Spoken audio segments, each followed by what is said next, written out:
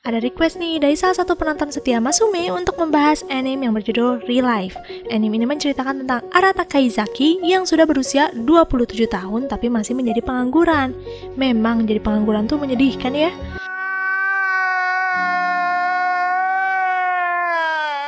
Kaizaki ini sangat putus asa dalam menjalani hidupnya. Lalu di tengah keputusasaannya, Kaizaki malah bertemu dengan Yoake Ryo, seorang peneliti di sebuah laboratorium real life. Dari pertemuan hari itu, hidup Kaizaki berubah. Dia kembali menjadi anak SMA. Apa yang terjadi dengan kehidupan Kaizaki? Pasti kalian penasaran kan? Jadi nggak usah berlama-lama, kita langsung masuk aja ke dalam ceritanya. Inilah dia, Real Life. Diawali dengan kehidupan seorang pengangguran bernama Arata Kaizaki. Kaizaki sudah berusia 27 tahun tapi hidupnya tidak ada kemajuan. Kaizaki pernah bekerja tapi hanya bertahan 3 bulan. Sejak keluarnya Kaizaki dari pekerjaannya, dia jadi sulit mendapat pekerjaan lainnya. Lebih sedihnya lagi, Kaizaki berusaha menutup keadaannya ini dari teman-temannya dan berpura-pura masih bekerja di tempat kerjanya yang dulu. Lalu di sini, sepulang makan malam bersama teman-temannya, Kaizaki kembali meratapi nasibnya sambil mabuk. Di belakang Kaizaki tiba-tiba muncul seorang pria bernama Yoake Ryo.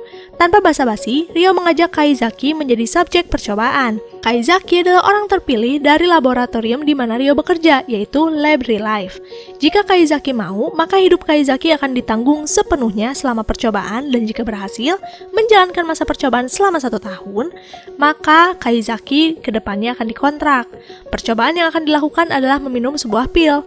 Dalam keadaan mabuk, Kaizaki berusaha menyerap semua informasi.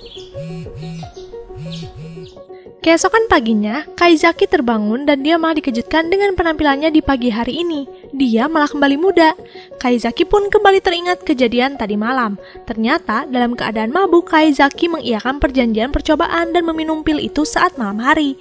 Saat Kaizaki sedang berusaha menyerap keadaannya sekarang, tiba-tiba terdengar suara bel di depan pintu apartemen Kaizaki dan ternyata itu Ryo.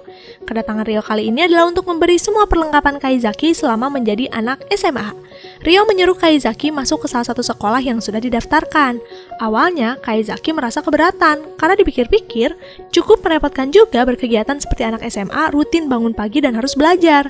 Ryo pun menyadarkan Kaizaki bahwa jalan inilah yang lebih baik dipilih daripada Kaizaki harus kembali menjadi pria 27 tahun yang pengangguran. Mendengar hal itu, akhirnya Kaizaki menyetujuinya. Keesokan harinya, Kaizaki pun pergi ke sekolah. Dia ditempatkan langsung di kelas 3 sebagai murid pindahan. Sesampainya di kelas, Kaizaki dikejutkan dengan kehadiran Ryo juga di kelas itu. Ryo ini ternyata sudah 2 tahun loh berada di sekolah ini. Hari pertamanya ini berjalan dengan sangat rumit. Dari salah kursi, tidak membawa alat tulis, sampai ketahuan membawa rokok. Pada saat ini, Kaizaki lupa kalau dia anak SMA yang tidak boleh merokok. Selama di sekolah, Kaizaki berusaha menghafal beberapa teman sekelasnya. Ada Hishiro Chizuru, Kario Rena, Onoyaan, Oga Kazuomi, dan masih banyak lagi. Setelah pulang sekolah, Kaizaki dipanggil ke ruang guru untuk membahas ulang tentang rokok yang dibawa Kaizaki. Wali kelas Kaizaki yang bernama Amatsu meminta Kaizaki menuliskan surat permintaan maaf. Kaizaki penasaran dengan usia Amatsu, dan ternyata Amatsu ini 2 tahun lebih muda dari Kaizaki. Mendengar hal itu, Kaizaki tiba-tiba memuji Amatsu, karena Amatsu masih muda tapi berdedikasi tinggi dengan pekerjaannya. Amatsu tentu saja tersipu malu dipuji oleh muridnya sendiri. Menurutnya, baru pertama kali ada yang menghargai pekerjaannya. Setelah mengambil surat permintaan maaf, Kaizaki kembali bertemu dengan Ryo. Di sana Kaizaki menanyakan alasan Ryo ada di kelas itu juga. Ryo pun memberitahu bahwa ini adalah salah satu tugasnya, mengawasi subjek percobaan. Ryo meminta Kaizaki jangan bergantung atau risih dengan kehadirannya. Kaizaki harus menikmati kesempatan berada di masa ini. Di keesokan hari, wali kelas mengumumkan ketua kelas dan wakil ketua kelas yang didapat dari nilai ujian terbesar di kelas ini. Dan yang terpilih adalah Hishiro dan Oga. Karyu yang memiliki obsesi jadi murid terbaik terlihat marah dan menyeramkan. Di sisi lain, Kaizaki mendapat nilai yang super duper jelek. Tidak ada satupun yang memenuhi batas nilai. Kaizaki harus bekerja keras mengikuti remedial sampai dia mendapat nilai minimal 50.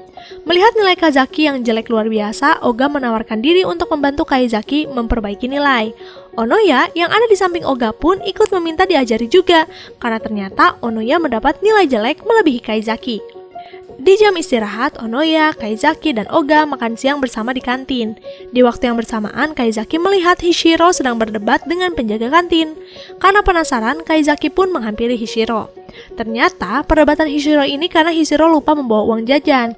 Seharusnya sih, Hishiro mendapat keuntungan menjadi ketua kelas, yaitu bisa makan gratis, dengan menunjukkan pin silver. Tapi karena pin silver Hishiro belum diambil, jadi penjaga kantin tidak mengizinkan Hishiro makan gratis. Kaizaki pun meminjamkan uang 1000 yen. Untuk setara anak SMA itu sangat banyak. Hishiro merasa aneh bagaimana bisa anak SMA punya uang saku sebanyak itu. Kaizaki pun memaksa Hishiro untuk menerimanya. Dengan terpaksa, akhirnya Hishiro menerima uang itu dan akan diganti keesokan harinya. Kaizaki pun kembali ke meja makan. Di sana Onoya dan Oga sedang bertukar nomor telepon. Kaizaki kaget melihat anak zaman sekarang diperbolehkan bermain handphone selama di sekolah. Karena pada zaman Kaizaki, pasti semua handphone akan disita jika ada yang membawa ke sekolah. Bahkan disitanya bisa 1 bulan loh. Di sore hari sepulang sekolah, Kaizaki berniat memberikan surat permintaan maaf kepada wali kelas. Tapi kebetulan Hishiro ada di sana juga. Dia baru selesai mengambil pin silver. Di sana Hishiro kembali menanyakan nama asli Kaizaki karena ternyata Hishiro ini anak yang sangat pelupa. Dia hanya akan ingat jika berkaitan dengan pelajaran. Hishiro pun tiba-tiba meminta saran kepada Kaizaki apakah dia adalah orang yang membosankan. Karena selama ini Hishiro merasa ingin berteman dengan orang lain, tapi teman-temannya melihat dia seperti orang yang sulit didekati. Kaizaki pun memberi saran kepada Hishiro untuk lebih sering tersenyum, siapa tahu dia akan dapat teman. Tapi saat Hishiro mencoba tersenyum, wajahnya berubah malah menakutkan. Lalu Kaizaki hanya tersenyum sambil memberitahu kepada Hishiro untuk jangan terburu-buru. Tapi Hishiro tidak sependapat. Menurutnya, dia harus merubah kemampuan sosialisasinya dari sekarang, tersisa 1 tahun sampai kelulusan. Kaizaki ikut setuju, karena jika mengingat masa lalunya, Kaizaki sering berharap dan menunggu tanpa ada pergerakan pasti apapun. Sebelum mereka terpisah, Hishiro meminta nomor telepon Kaizaki. Dia ingin memulai menjalin pertemanan untuk pertama kali dengan Kaizaki. Di malam hari, saat sedang belajar, Kaizaki berniat untuk merokok. Tapi tiba-tiba dia teringat pesan wali kelas yang melarang Kaizaki merokok di usia muda, karena akan berbahaya. Kaizaki pun menelpon Ryo tentang keadaan tubuhnya. Ryo menjelaskan bahwa perubahan yang dialami Kaizaki hanya wajah saja, kalau kekuatan tubuh masih seperti orang dewasa. Ryo juga meminta Kaizaki berteman sebaik-baiknya, karena sesuai dengan kontrak, setelah percobaan 1 tahun ini selesai, semua orang yang bertemu dengan Kaizaki remaja akan melupakan Kaizaki, seakan-akan dia tidak pernah hadir. Jadi, manfaatkanlah waktu-waktu ini. Bahkan Kaizaki jangan membocorkan tentang real life kepada siapapun, karena jika sampai identitasnya bocor, ingatan Kaizaki dan fasilitas yang didapat akan dihilangkan. Setelah berbicara dengan Ryo, Kaizaki pun memutuskan untuk serius, dimulai dengan berhenti merokok. Keesokan harinya, Kaizaki menemukan sebuah surat yang dia tebak dari Hishiro, dan saat dibuka, ternyata benar. Kaizaki pun menanyakan kepada Hishiro kenapa mengembalikan uang dengan cara lucu ini. Hishiro pun menjawab kalau memberikan pakai cara biasa sepertinya membosankan. Hishiro sedang berusaha untuk tidak menjadi anak bosan. Tapi dia tidak tahu juga bahwa caranya ini sangat kocak. Lalu di sini, Oga dikejutkan dengan nilai remedial Kaizaki dan Onoya yang malah semakin buruk. Saat Oga memarahi Kaizaki dan Onoya, datang Hishiro yang meminta Oga ikut dengannya ke ruang staf karena guru meminta 2 perwakilan kelas datang ke sana. Terlihat di sudut lain, Karyo cemburu melihat kedekatan Oga dan Hishiro. Kaizaki dan Onoya menebak Karyo mempunyai perasaan lebih deh kepada Oga, karena mereka kan sangat dekat dari kelas 1. Saat Oga dan Hishiro akan pergi keluar kelas, Hishiro teringat masukan Kaizaki untuk sering tersenyum. Hishiro pun mencoba memberi senyuman kepada Karyo, tapi bentuknya ya seperti ini. Membuat Karyo kesal karena terlihat seakan-akan Hishiro mengejeknya. Jam pelajaran olahraga dimulai. Kaizuki melihat banyak anak remaja yang fisiknya dan penampilannya lebih baik dibandingkan zaman dulu. Satu persatu dipanggil dan ada satu murid yang bernama Inukai Akira yang melempar bola ke arah Kaizaki. Dia melakukan hal itu karena sejak tadi Akira melihat Kaizaki tidak memperhatikan pelajaran olahraga dengan baik. Lalu sekarang giliran Kaizaki. Dia dengan percaya diri bisa melawan anak-anak remaja yang usianya di bawahnya. Tapi nyatanya, Kaizaki menjadi pelempar terendah setelah Oga. Ryo pun mengingatkan kepada Kaizaki bahwa fisik Kaizaki ya fisik dewasa, di mana harus hati-hati dan harus melakukan pemanasan. Kaizaki pun memutuskan lebih perhatian dengan tubuhnya dan melakukan pemanasan sebelum sesi lari cepat dimulai. Tapi saat lari cepat dimulai, Kaizaki malah terkilir, membuat kakinya terluka. Kaizaki sangat malu. Sedangkan di sudut lain, Hishiro sedang memberitahu Karyu tentang hasil kecepatan larinya. Karena tidak ingat nama Karyu, Hishiro memanggil Karyu dengan panggilan si rambut merah. Tentu saja Karyu kesal dan menanyakan alasan Hishiro tidak memanggil namanya. Hishiro pun menjelaskan bahwa dia memang selalu lupa mengingat nama orang.